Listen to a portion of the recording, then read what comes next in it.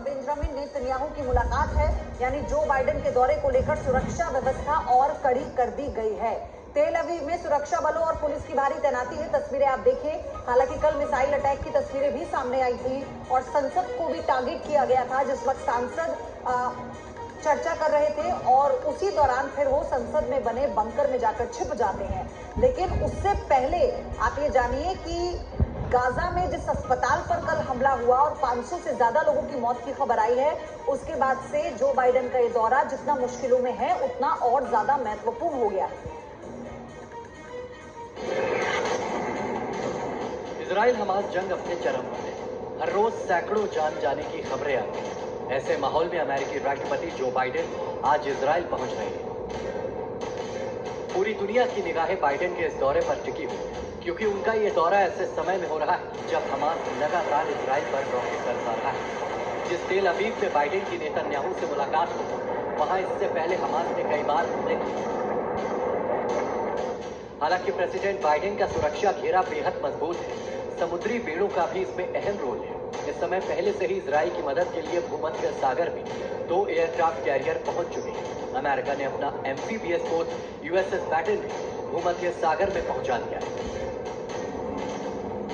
बहरहाल गाजा को घेरे इजरायली सेना अभी ट्रिपल अटैक के लिए तैयार है, लेकिन सेना को राजनीतिक आदेश का इंतजार है। अब क्या बाइडेन के दौरे के बाद साफ हो पाएगा कि इजराइल का अगला कदम क्या होगा? लेकिन अपने दौरे से पहले बाइडेन ने खुद सोशल मीडिया पर जानकारी दी। उन्होंने लिखा,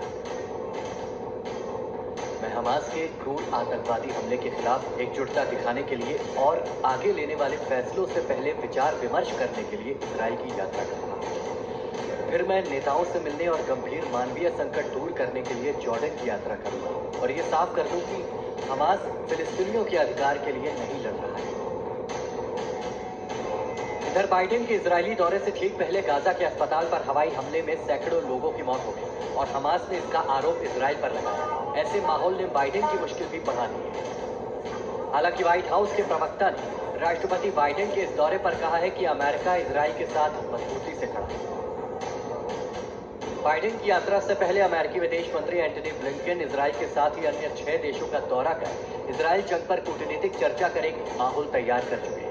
अब राष्ट्रपति बाइडेन के दौरे से इजराइल हमास जंग के रणनीति में कितना बड़ा बदलाव होगा, ये भी जल्द ही तय हो जाएगा।